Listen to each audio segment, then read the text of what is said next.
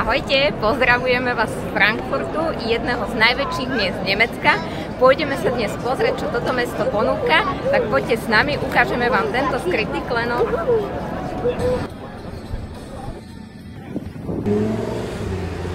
My sme tu pripravili pre vás ďalšiu malú súťaž.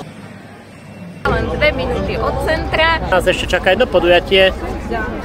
Nachádzame sa na takomto námestí, vlastne v centre Frankfurtu, ktoré ponúka množstvo kaviarní, reštaurácií, ale tu si môžete kúpiť samozrejme aj rôzne suveníry. Toto námestie je skutočným centrom Frankfurtu.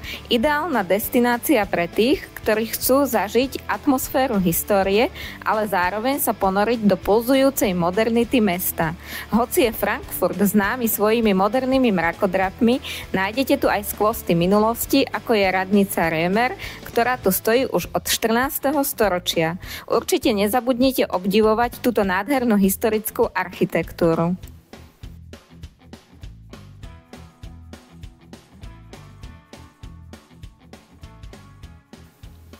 Samozrejme, Rudko, keď videl gift shopy, bolo to prvé miesto, ktoré musel navštíviť. A okrem tradičných suvenírov sme tam objavili aj súčasný veľký hit cestovateľov. A hádajte, čo to bolo? No a dubajská čokoláda v gift shope za 19 eur. 2 za 35. Kúpili by ste?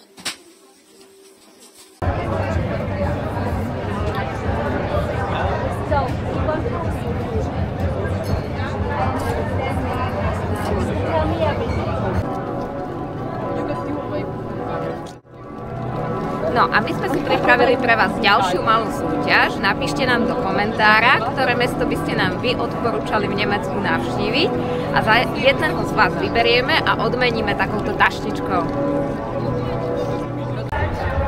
Tak a ideme sa pozrieť na ďalší spot a to je na most storočný, ktorý spája toto historické centrum s ďalšou časťou mesta. A rieka sa volá Mohan, alebo teda Main. No a my sme tu v sobotu, je 16 hodín a tých ľudí, keď sa pozriete aj za nami, je fakt veľmi veľa.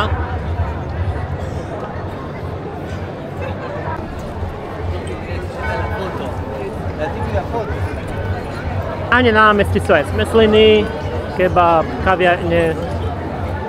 No a ideme dole ke Eke. A čo tam je? Je tam rieka Main, alebo teda Mohan, taká promenáda pekná, takže sa ideme pozrieť, ako to tam vyzerá. Poďme táto. A skutočne Frankfurt síce má povesť takého biznis mesta a biznis centra, sídli tu teda mnoho finančných inštitúcií a v podstate aj najdôležitejšia burza v Európe, ale je to aj veľmi zaujímavé turistické miesto. Mimochodom je to jedna z najväčších, alebo ak nie najväčšie letisko v Európe, takže ak máte deň na prestup, určite sa oplatí ostať a spoznať toto mesto.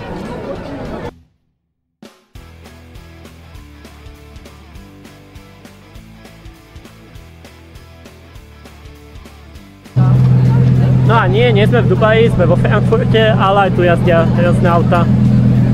To je na Slovensku málo uvidíte.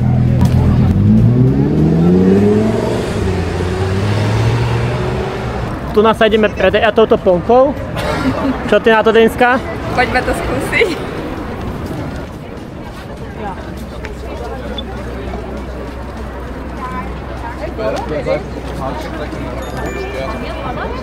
Zumindest war das vor 2 Wochen so, als joggen waren. Da waren sie abgepackt. Nicht anders sein.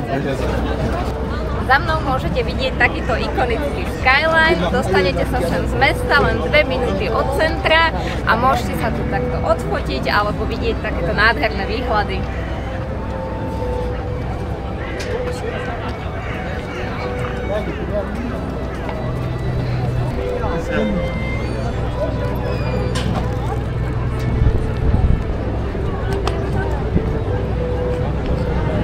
A jazdia tu nielen výletné lode, ale je tu aj výletný vláčik, ktorý vás vlastne prevedie takto popri Eke.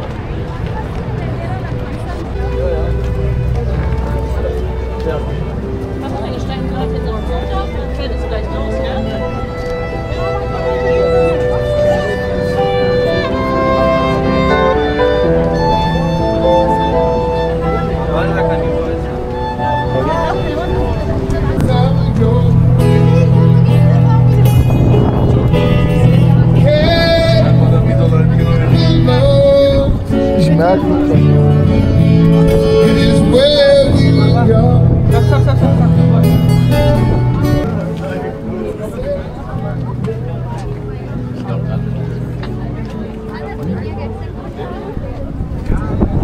keď je pekné počasie, tak je Frankfurt úžasný, hlavne nábrežia rieky. Žije to tu úžasne, máte tu nádherný výhľad, sú tu podniky, kde si môžete kúpiť pivko, alebo prosecco, alebo len tak kofolu. A keď pozrite aj za mnou, tak koľko ľudí sa ide len tak prejsť popri rieke, alebo si sadnúte na trávu a vychutnať si tieto nádherné výhľady. Je to úžasné a tiež by to bolo aj na Slovensku takto zvykom.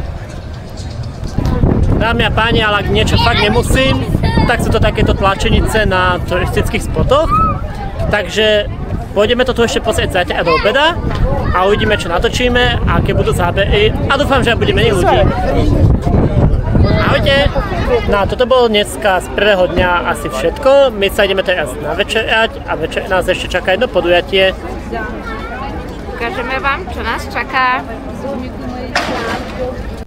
Prvé hodiny v tomto veľkomeste nám dodali viac energie než Red Bull.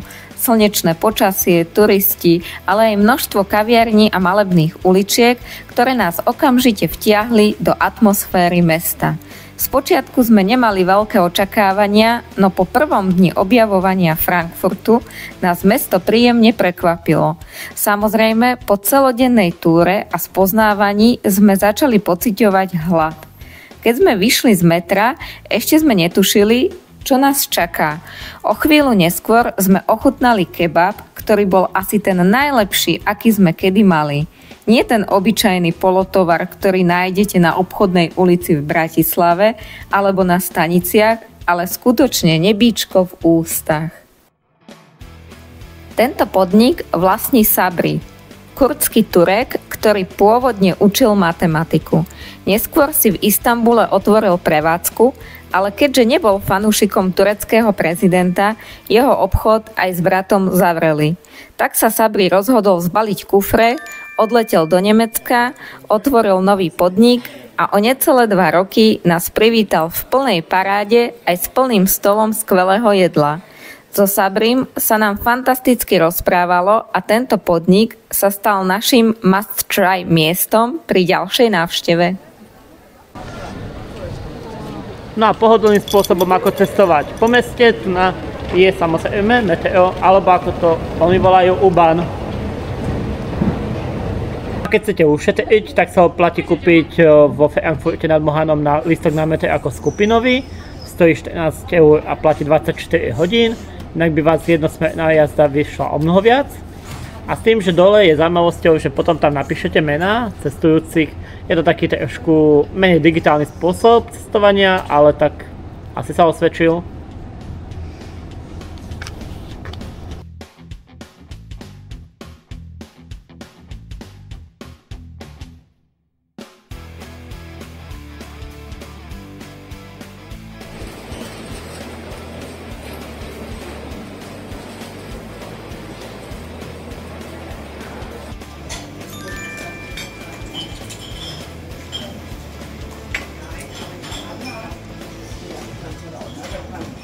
A na hlavné námestie sa dá dostať takto bočnými uličkami a je to v podstate najstaršie miesto vo Frankfurte, ktoré slúžilo kedysi ako mestské trhy.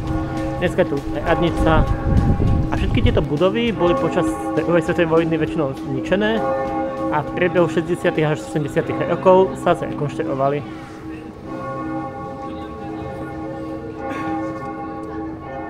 A keď si porovnáme, koľko je tu ľudí dneska a koľko bolo včera, tak vidíte, čo je trochu smutné, že je tu fakt veľa odpadkov. Na toto námestie sa viete hneď dostať U-Bahnom, že blízko je stanica metra.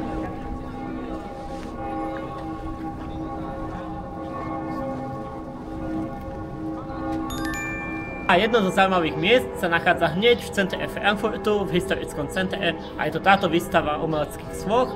Je hneď vedľa historického múzea, smerom k Starému mostu. A keď si pristanete tak ako my, a navyše je nedeľa a všetky obchody sú v Nemecku zatvorené, tak si môžete užiť nádherné výhľady, spraviť fotky a vyzerá to fakt skvelo. Boli sme tu včera, po obede, bolo to plné ľudí, nedalo sa ani sadnúť, nafotiť, takže malý travel hack. Keď chcete ísť na pamiatky, hlavne vo veľkých metropolách, vždycky si privstaňte. Prechádzka týmito uličkami je ako objavovanie tajného sveta vo veľkom meste. Žiadne turistické davy, len pár ľudí, ktorí si vychutnávajú nedeľnú rannú kávu. Naše kroky nás viedli k niečomu nečakanému, ale zatiaľ si vychutnajte s nami tieto pohľady, kým neprídeme k ďalšiemu spotu. Uličky sú živým príkladom toho, že pravý Frankfurt sa ukrýva v detailoch, ktoré sa na prvý pohľad môžu zdať nenápadné.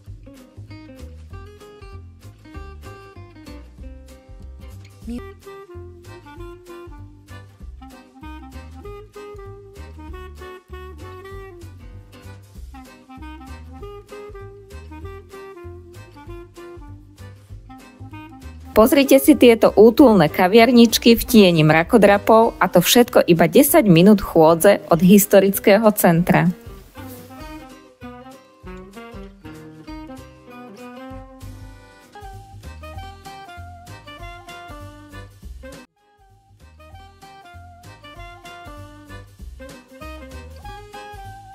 Ale my ideme kde?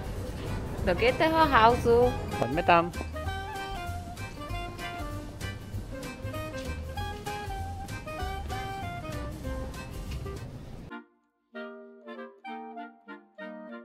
Ďalšia z ikón tohto mesta, ktoré žije nielen finančníctvom, ale aj veľkou históriou. Nie je to nejaké veľmi fancy miesto, za nami je dom, pred nami je lešenie na stavbe, ale určite sa oplatí sem prísť pozrieť.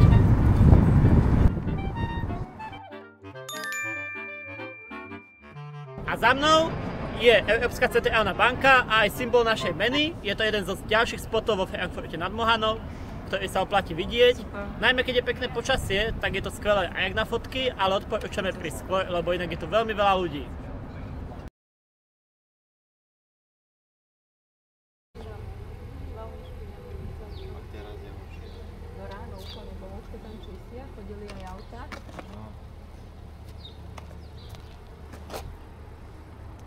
No a problém so vzdialenými bicyklami nemá len Bratislava alebo slovenské mestá, ale takto to vypadá po sobotnejšej noci vo Frankfurte.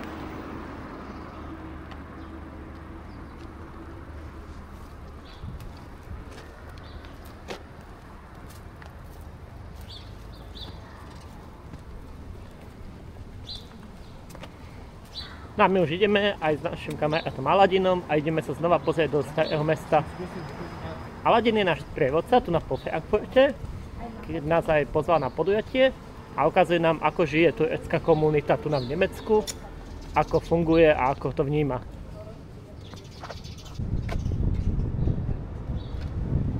A to, čo sa mi páči, tak je to, že tu máte takto pekne nabíjačky na elektroauta priamo pri dome. To je skvelé.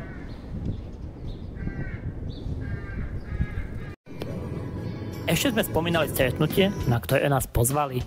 Na úvod malý kontext. Viac ako 10 rokov som pracoval v novinách. Písal som pre aktuality aj hospodárske noviny. Po bokoch vidíte ukážky mojich textov, aj momenty, keď som mapoval volebné noci, či prednášal študentom. Akcia, na ktorej som sa zúčastnil a mohol povedať aj niekoľko slov, má veľký význam. Organizovala ju IA a išlo o priamy prenos spojený s fundraisingom. IA združuje novinárov najmä v Nemecku, ale aj v iných štátoch Európy, ktorí utekli z Turecka, pretože nesúhlasili s tamojšou vládou. Keby totiž zostali, čakala by ich väzba, nemocnica, alebo by jednoducho zmizli. Ale keď stojíte vedľa nich a počúvate ich príbehy, je to naozaj silné. Niekedy ani nevieme, akú hodnotu má sloboda slova. Aj dnes, keď mnohé médiá vsádzajú na clickbaity, sú investigatíva, silné ľudské príbehy a hodnoty človeka stále dôležitejšie než počet views pod videom.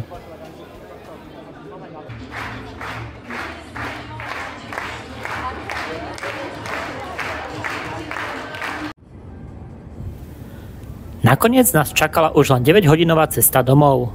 Nemecké diaľnice sú skvelé, žiadne známky, žiadne spomalenia a pedál plynu môžete stlačiť až úplne na podlahu. Cestou sme si ešte dali skvelý obed, oddýchli a pokračovali. Keď sme došli na slovenské hranice, čakala nás povinná dezinfikácia. Áno, uistili sa, že nič zle nedovážame a po tejto očiste sme mohli už pokračovať ďalej domov.